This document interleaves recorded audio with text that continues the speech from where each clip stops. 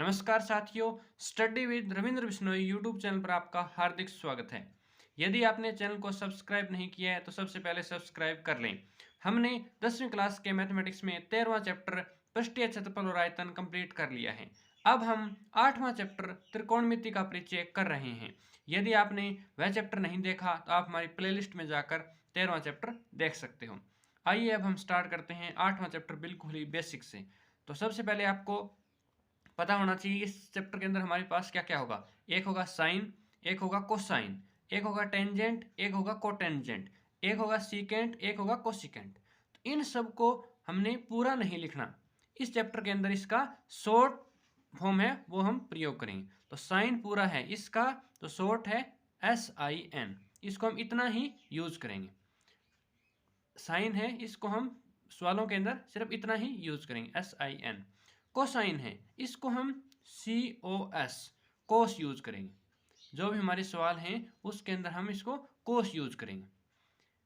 इसके बाद है टेंजेंट, इसका हम क्या करेंगे TAN, इसको टेन के रूप में हम यूज करेंगे।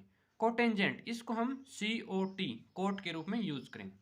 आगे देखिए सीकेंट, सीकेंट को हम SEC सेक के रूप में यूज करेंगे और कोसिकेंट को हम COSE कोसेक के रूप में यूज करेंगे। तो साइन, कोस, टेन, कोट, सीकेंट को हम सेक और इसको कोसेक, ये इसकी शॉर्ट फॉर्म है, इसके रूप में हम यूज करेंगे। और इस चैप्टर के अंदर जो बेसिक है वह सबसे ज़्यादा ज़रूरी है। ये आपको मैं फॉर्मूले के रूप में बता रहा हूँ कि साइन है वह क्या होता है। साइन लंब और कर्ण का अनुपात होता है, तो साइन को हम लंब बटा में कर्ण लिख सकते हैं। कोस है वो क्या होता है, वो आधार और कर्ण का अनुपात होता है, इसको हम आधार बटे में कर्ण लिख सकते हैं। टेन है उसको क्या होता है, टेन होता है लंब बटे में आधार, तो ये इनका अनुपात होता है। कोई भी हमारे पास त्रिभुज है उसके अनुपात होते हैं, साइन लंब और कर्ण का, कोस आधार और कर्ण का, टेन लंब और आधार का। ये तीन है साइन कोस टेन। जो आगे के हैं वो इसके उल्टे हैं, टेन का उल्टा है कोट, तो इसको हम क्या करेंगे A/L, इसका उल्टा लिख दिया। सीकेंट है ये इसका उल्टा है, K/A लिख दिया। आगे जो है कोसेक ये साइन का उल्टा है, इसको हम जो ये K/L लिख दिया। तो मतलब आप इन तीनों को याद रख के ये तीन आगे के बना सकते हो। इसका ये उल्टा, इसका ये उल्टा और इसका ये उल्टा, ये आपस में उल्टे हैं। तो अब हम देखिए जो हमें याद रखनी है उसको हम यहाँ पर लिख देते हैं कि साइन क्या है। इसके अंदर कोई एंगल होगा, जैसे A एंगल मान लेते हैं। जब हमें एंगल निकालने का बोले या हमें कोण निकालने का बोले तो साइन A कोण, तो हमें क्या लिखना है, साइन किसका अनुपात है, लंब बटे में कर्ण, ये लंब बटे में कर्ण का अनुपात है। कोस है इसको हम कोस A लिख देते हैं, क्योंकि किसी भी एंगल किसी भी कोण के साथ हम निकालेंगे, क्योंकि कोण से हमें पता चलेगा कि कौन सा आधार है और कौन सा कर्ण है। तो कोस को हम लिखेंगे आधार बटे में कर्ण। टेन A लिखेंगे, क्योंकि ए एंगल के बिना हमें पता नहीं चलेगा कि आधार क्या है और कर्ण क्या है। तो टेन को हम लिखेंगे लंब बटे में आधार। तो साइन हुआ हमारा लंब बटे में कर्ण, कोस हुआ हमारा आधार बटे में कर्ण और टेन हुआ हमारा लंब बटे में आधार। अब जो आगे के हैं ये इसके उल्टे हैं। कोट है ये इसका उल्टा है, आधार बटे में लंब, आधार बटे में लंब। इसको भी A लिख दें, इसको भी A लिख दें, क्योंकि A के साथ ही में पता चलेगा कि आधार क्या है और लंब क्या है। इसको सेक को हम लिखेंगे कर्ण बटे में आधार। कोसेक को हम लिखेंगे कर्ण बटे में लंब, कर्ण बटे में लंब। तो आप ये तीन पहले याद रख सकते हो, साइन कोस टेन को। तो इन तीनों से हम ये बना सकते हैं, ये इसका उल्टा है, ये इसका उल्टा है। अगले वाला ये है, ये इसका उल्टा है। तो आप इसको याद रख के भी इसका उल्टा निकाल सकते हो कि कोस है वो सीकेंट का उल्टा है और साइन है ये हमारा इसका उल्टा है। तो आप इस साइन को याद रख के भी कोसेक को निकाल सकते हो। तो ये तीनों आपस में उल्टे हैं, तो आपको यहाँ तक याद रखना है और यहाँ से आगे आप इसका उल्टा बना सकते हो। इसका जो शॉर्ट ट्रिक है वह हम लाल काका से याद रख सकते हैं, LAL KKA, ये इसका शॉर्ट ट्रिक है लाल काका। ऊपर आप लिख सकते हो साइन कोस टेन। तो इसके अंदर क्या हुआ, साइन के साथ क्या हुआ, साइन के साथ हुआ हमारा लंब बटे में करण, ये हमारा साइन है। कोस के साथ क्या हुआ हमारा आधार बटे में करण, और टेन के साथ हमारा क्या हुआ लंब बटे में आधार, यही हमने यहाँ लिखा है। तो इसको लाल काका के रूप में आप इसको शॉर्ट फॉर्म में याद रख सकते हो कि साइन कोस टेन का, और जब आगे की बारी आई तो उल्टा कर दो, इस टेन का उल्टा यहाँ पर हम लिख सकते हैं कोट, कि कोट से देखना है नीचे से देखना है आपको कि आधार बटे में लंब होगा। अब आपको सीकेंड देखना है तो यहाँ पर सेक लिख दो, और अगर आपको कोसेक का देखना है यहाँ पर कोसेक देख दो, कि ऊपर से देखेंगे तो ये सीधे दिखेंगे, जब नीचे से देखेंगे तो ये हमें उल्टे देखेंगे। इस फार्मूले से आप इसको याद रख सकते हो, ये इसका सबसे बड़ा बेसिक है। उसके बाद आपको एक थ्योरम है पाइथागोरस थ्योरम या पाइथागोरस प्रमेय, उसका भी आपको पता होना चाहिए। ये एक हमने त्रिभुज बना रखी है, इसके अंदर ये लंब है, ये आधार है और ये कर्ण है। तो ये आपको हमेशा याद रखना है कि यहाँ पर इसका कोण बना हुआ है, इस कोण जिस पर बना हुआ है वह आधार है, कोण जिस पर बना हुआ है वह आधार है, और कोण के सामने वाली भुजा कर्ण होती है। इसको आप ऐसे ध्यान रख सकते हो। इसका जो फार्मूला है वह कर्ण का स्क्वायर बराबर लंब का स्क्वायर प्लस आधार का स्क्वायर, मतलब ये एक भुजा और इन दोनों भुजाओं का जोड़, इन दोनों भुजाओं का जोड़ इस भुजा के बराबर होता है। ये हमारी पाइथागोरस थ्योरम है। लेकिन इसके अंदर ये तीन चीजें हैं, एक कर्ण है, एक लंब है और एक आधार है। आपको कोई दो दे दी जाती है और तीसरी पूछ ली जाती है, तो आपको बार बार अलग अलग फार्मूले याद नहीं रखने, आप एक ही फार्मूले से सभी बना सकते हो। कैसे, मान लो आपको ये नहीं दिया हुआ PQ, ये दोनों दिए हुए, ये आपको दिया नहीं हुआ, ये आपको पूछा हुआ है, तो आप क्या करो, यही फार्मूला याद रखो, लेकिन इसको इस साइड ले आओ, PR का स्क्वायर माइनस QR का स्क्वायर बराबर PQ का स्क्वायर, ये हमारा नया फार्मूला बन गया। इस फार्मूले को आपको अलग से याद रखने की जरूरत नहीं है, ये हमारा फार्मूला इसी फार्मूले से बन जाता है, क्योंकि ये हमें नहीं दिया हुआ तो इसको इसमें से घटा दो, ये हमारा नया फार्मूला बन गया। अब मान लो ये फार्मूला ये नहीं दिया हुआ, QR नहीं दिया हुआ, तो इसको क्या करें, PR का स्क्वायर, ये PR तो अपनी जगह था। अब मान लो हमें क्या नहीं दिया हुआ, QR, तो यहाँ पर क्या कर दो माइनस में PQ का स्क्वायर बराबर QR का स्क्वायर। जो हमें नहीं दिया हुआ उसको एक साइड रखो और बाकी दोनों को एक साइड कर दो। अगर हमें PR नहीं दिया हुआ तो इन दोनों को जोड़ सकते हो, अगर हमें PQ नहीं दिया हुआ तो इसको इसके अंदर घटा सकते हो, अगर हमें QR नहीं दिया हुआ तो आप PQ को इसके अंदर से घटा सकते हो। तो आप एक ही फार्मूले से तीनों फार्मूले बना सकते हो। ये तीन फार्मूले हैं पाइथागोरस थ्योरम के। तो हम इसी एक फार्मूले का यूज करेंगे और जो नहीं दिया होगा उसको एक साइड रखेंगे, बाकी दोनों को एक साइड करके हम अपना जो सवाल है उसको निकाल लेंगे। उम्मीद है आपको इस चैप्टर का ये बेसिक समझ में आया होगा। आइए अब हम प्रश्न करते हैं। तो प्रश्न नंबर 1 है, इसके अंदर हमें दिया है त्रिभुज ABC जिसका कोण B समकोण है।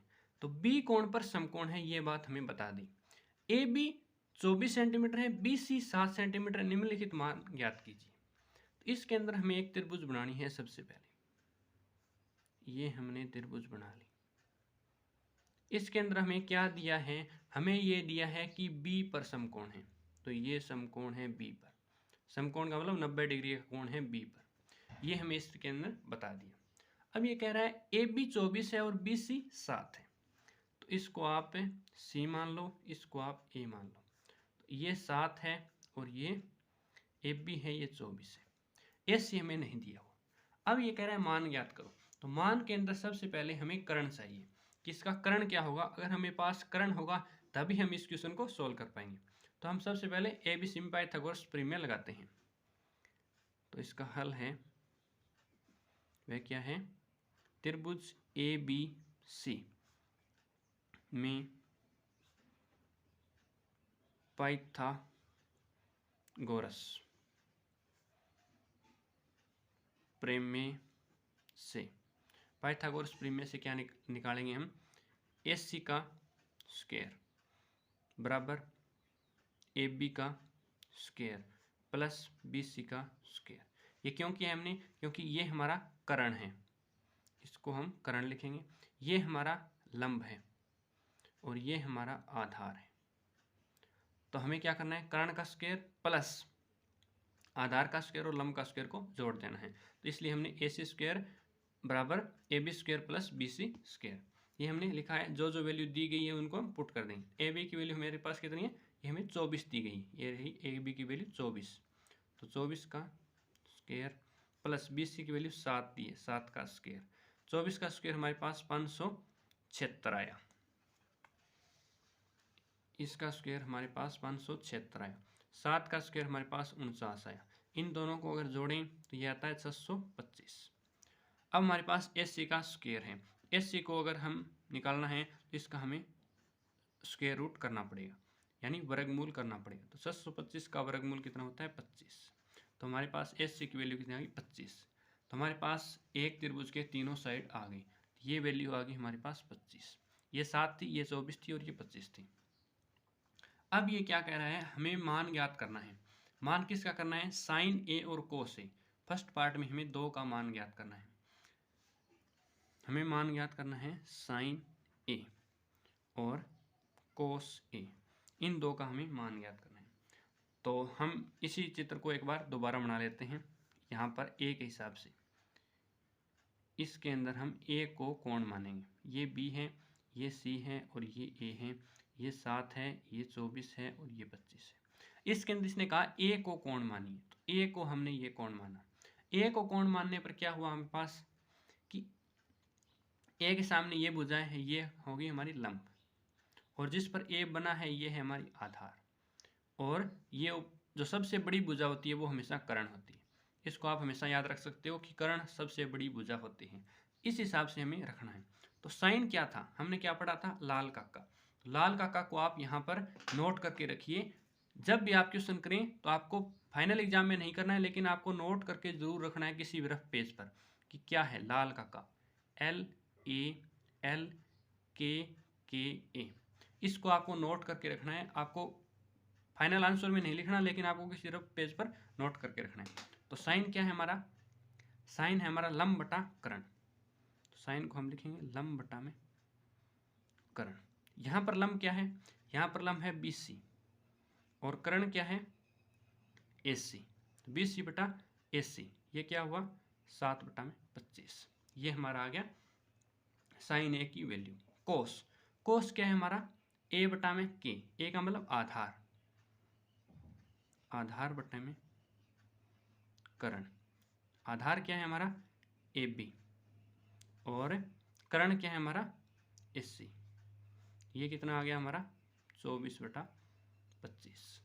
तो हमारा कोस A की वैल्यू आ गई 24 बटा 25 और साइन A की वैल्यू आ गई 7 बटा 25। अब मैं जो सेकंड पार्ट है इस क्वेश्चन का, उसके अंदर क्या दिया है? साइन C और कोस C याद कीजिए। तो साइन C और कोस C का मतलब इस बार हमें C पर हमारा कोण मानना है।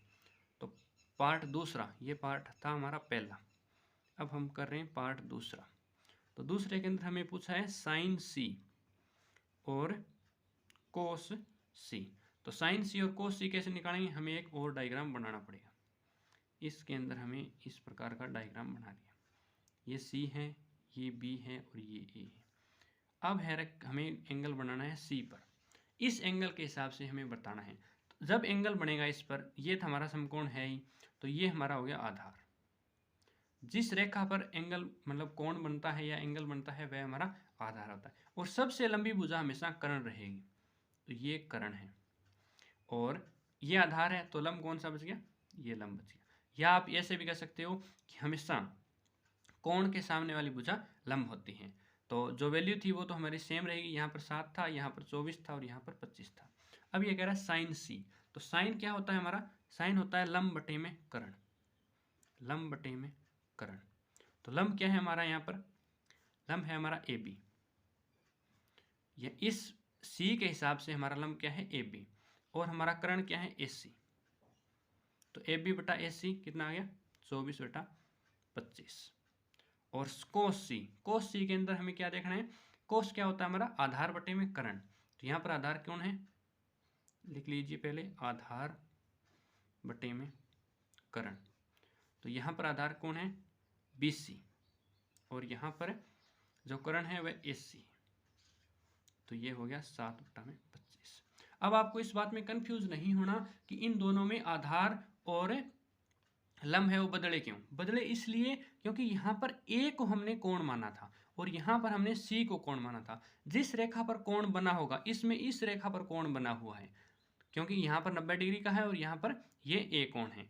तो इस रेखा पर कोण बना है इसलिए ये आधार है और सबसे लंबी भुजा कर्ण है और ये लंब है। लेकिन यहाँ पर हमें कह दिया C पर कोण बना हुआ है, तो हमारी ये रेखा आधार होगी। हमें कोण के हिसाब से जज करना है कि कौन सी रेखा आधार है और कौन सी रेखा लंब है।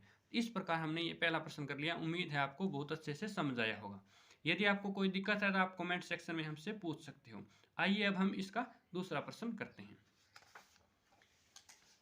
प्रश्न नंबर 2 में दी गई आकृति में tan P और cot R का मान ज्ञात कीजिए। तो tan P और cot R का मान ज्ञात करने के लिए हमें सबसे पहले इसकी तीनों भुजा पता होनी चाहिए। इसने सिर्फ दो भुजा दे रखी है, P R दे रखी है और P Q दे रखी है, Q R हमें नहीं दे रखा। तो इसके अंदर सबसे पहले हम पाइथागोरस प्रमेय लगाएंगे। इसका जो हल है, हल के अंदर हम क्या करेंगे, त्रिभुज PQR में पाइथागोरस प्रमेय से, तो पाइथागोरस प्रमेय हमें क्या कहता है, सबसे पहले हमें जो कहता है उसको हमें याद रखना है।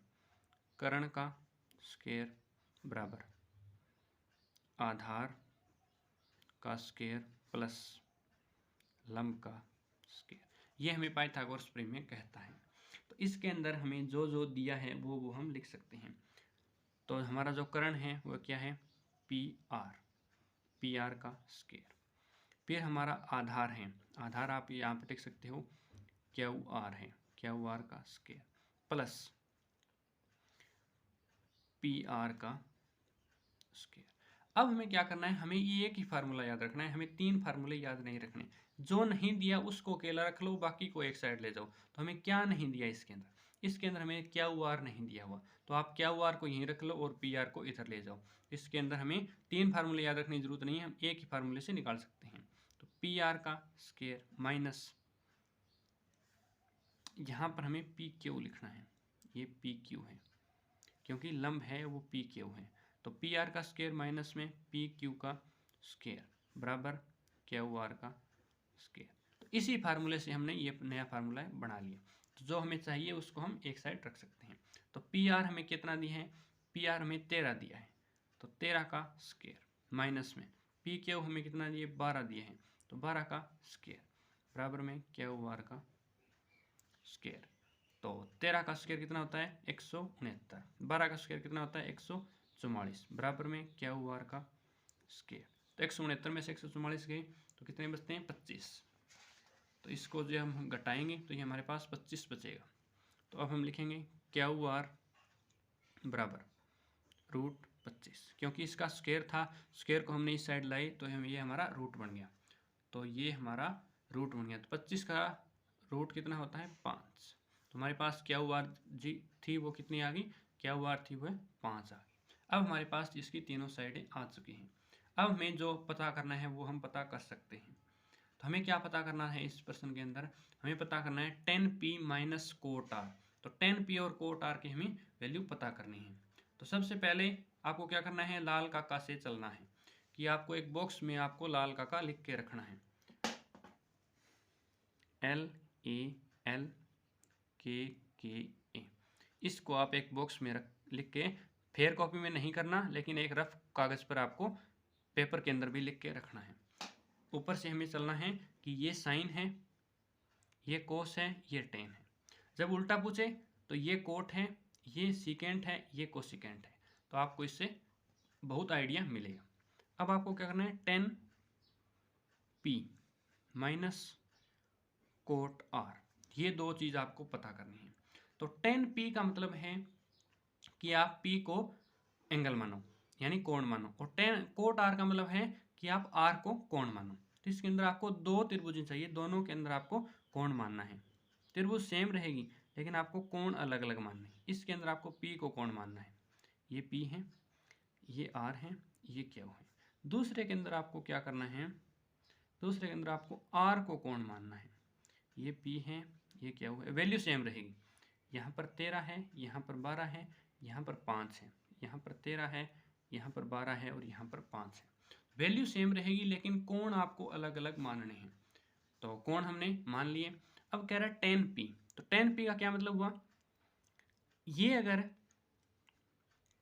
tan के अंदर क्या होता है, लंब बटा में आधार, तो tan के अंदर क्या होता है, हमें लिख सकते हैं लंब बटे में आधार। और इसके अंदर क्या होता है, कोट के अंदर उल्टा होता है आधार बटे में लंब। ये होता है, इसको आप पता होना चाहिए कि tan के अंदर क्या होता है और कोट के अंदर क्या होता है। तो tan p को हम लिख सकते हैं, ये हमें tan के लिए बनाया है, इसको लिख सकते हैं ये tan p के हिसाब से बनाया है, ये कोट r के हिसाब से हमने बनाया है। तो इसके अंदर हमारा क्या होगा, लंब कौन सा होगा, लंब ये होगा QR, इसके अंदर लंब होगा हमारा QR बटे में हमारा आधार ये वाला होगा PQ। क्यों होगा, क्योंकि इसके सामने वाली भुजा लंब है और सबसे बड़ी भुजा हमेशा कर्ण होती है, तो ये हमारा जिस पर कोण बना है वह आधार हुआ। माइनस इसके अंदर कौन सा हुआ, इसके अंदर हमें आधार, तो आधार हमारा ये हुआ QR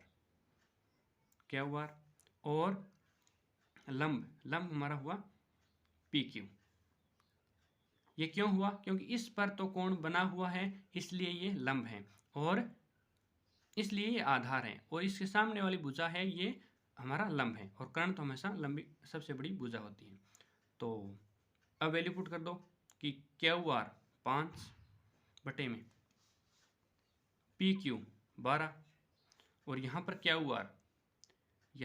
QR 5 और PQ 12, तो 5 बटा 12 में से 5 बटा 12 है 0। तो हमारे पास क्या आ गया कि tan p minus cot r बराबर 0। इसकी हमें वैल्यू निकालनी थी, ये वैल्यू हमारे पास आ चुकी है, इसका मान 0 होगा। तो इसके अंदर हमने दो आकृति बनाई है क्योंकि हमने दो अलग अलग एंगल पूछे हैं, एक p एंगल के हिसाब से बताना है और एक r एंगल के हिसाब से बताना है। इसके अंदर आप इसको चाहे ना लिखना, ये मैंने सिर्फ आपको समझाने के लिए लिखा है। आप tan p की वैल्यू सीधा ही QR बटे में PQ लिख सकते हो और tan r की वैल्यू QR बटे में PQ लिख सकते हो। आपको अच्छे से समझाया होगा उम्मीद है। अब चलिए अब हम इसका अगला प्रश्न करते हैं। यदि आप चैनल पर नए हो तो कृपया सब्सक्राइब करना बिल्कुल ना भूलें, क्योंकि इस चैनल पर आपको कंप्लीट मैथमेटिक्स करवाया जाएगा। तो तीसरा प्रश्न है कि साइन ए 3/4 है और कोस ए और टेन ए का मान परिकल्पित कीजिए। तो हमें दिया है साइन ए, ये दिया है हमें 3/4। तो साइन का मतलब क्या होता है, इस 3/4 का क्या मतलब है, हमें इस बात को समझना है। ये हमेशा क्या होता है, ये इसका रेशियो होता है, तो इसके साथ हम कोई भी अगर गुणा कर दें तो भी कोई फर्क नहीं पड़ना चाहिए। लेकिन आपको सबसे पहले ये पता होना चाहिए ये है क्या। साइन क्या होता है, LALKKA। इसको आपको हर क्वेश्चन के अंदर आपको किसी रफ नोटबुक में आपको ये लिखा हुआ दिखना चाहिए, क्योंकि यदि आप बार बार इसकी प्रैक्टिस करोगे तो आपको ये याद हो जाएगा। तो इसके अंदर मैं आपको रफली लिख के बता रहा हूँ, आपको लिखना नहीं है फाइनल आंसर में, लेकिन आपको पता होना चाहिए ये क्या है, ये है लंब और ये क्या है, कर्ण। तो आपको ये पता होना चाहिए ये लंब है और ये कर्ण है। मतलब कोई भी हम त्रिभुज बनाते हैं इस तरह की, तो इसके अंदर लंब ये वाला है 3 और ये कर्ण है ये 4 है। आप इसको कोई भी नाम दे सकते हो, CBA, आप इस तरह से इसको नाम दे सकते हो। अब मैंने क्या करना है, मानना है, क्योंकि ये एक रेशियो है तो ये इससे बड़ा भी हो सकता है। माना साइन A बराबर 3 के, इसको बड़ा के मान सकते हो या आप छोटा के या A या B कुछ भी मान सकते हो, और 4 के, जहाँ के एक वास्तविक संख्या है, वास्तविक संख्या है, जहाँ पर के एक वास्तविक संख्या है। क्योंकि हमें नहीं पता ये 3/4 है या 6/8 है, 6/8 हो तो भी ये सेम होगा, क्योंकि कट के यही आ जाएगा। तो हमने के मान लिया कि हमें कुछ भी हो हमारे 3/4 एक इसका अनुपात है। अब हमें क्या करना है, हमारे यहाँ पर एक थ्योरम लगानी है। इसको आप 4 के लिख दो या इसको आप 3 के लिख दो। त्रिभुज ABC में पाइथागोरस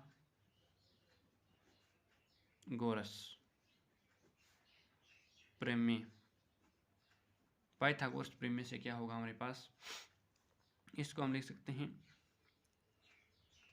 इसको हम इसका जो कर्ण है उस कर्ण का हमने क्या माना है, BC, कर्ण को हमने BC का स्क्वायर माना है, और बराबर AC का स्क्वायर प्लस में BC का AB का स्क्वायर, AB का स्क्वायर। ये हमने क्यों लिखा है, क्योंकि कर्ण बराबर आधार और लंब का जोड़।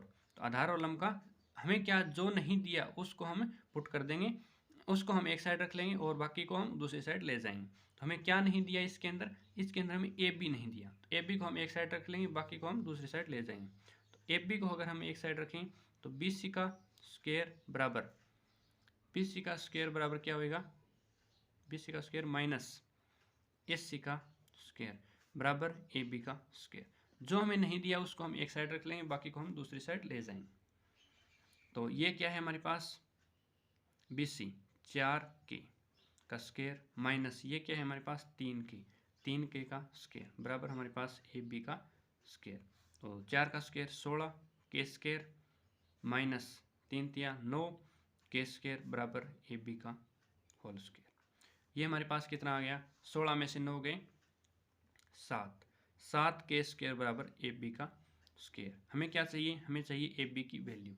तो AB बराबर क्या आ गया, √7K, क्योंकि K के ऊपर स्क्वायर था तो उससे रूट कैंसिल हो गया, और 7 सिंगल था तो उसके ऊपर रूट आ गया। AB की वैल्यू हमारे पास आ गई 7√K। यहाँ पर हम लिख सकते हैं AB की वैल्यू √7K, √7K हमारे पास इसकी वैल्यू आ गई। अब हमें क्या करना है, हमें जो पूछा है उसको हम निकालना है। इसके अंदर क्या पूछा है, cos A और tan A, cos A और tan A हमें पूछा है, तो cos A की वैल्यू और tan A की वैल्यू हमने निकालनी है। तो यहाँ पर इसलिए हम लिख सकते हैं कि cos A क्या होता है, cos होता है आधार बटे में कर्ण। तो यहाँ पर आधार क्या है हमारा AB, और हमारा कर्ण क्या है SC, AB और BC। इसके अंदर ये हमारा कर्ण है और ये हमारा आधार है, ये कर्ण और ये आधार। तो आधार हमारा AB है और कर्ण हमारा BC है। तो इसकी वैल्यू हमारे पास कितनी है, आधार की वैल्यू है √7K, इसकी वैल्यू, और इसकी वैल्यू हमारे पास 4K। तो K से हमारा K कैंसिल हो गया, हमारे पास उत्तर आया √7/4। और हमें क्या पूछा है, tan A।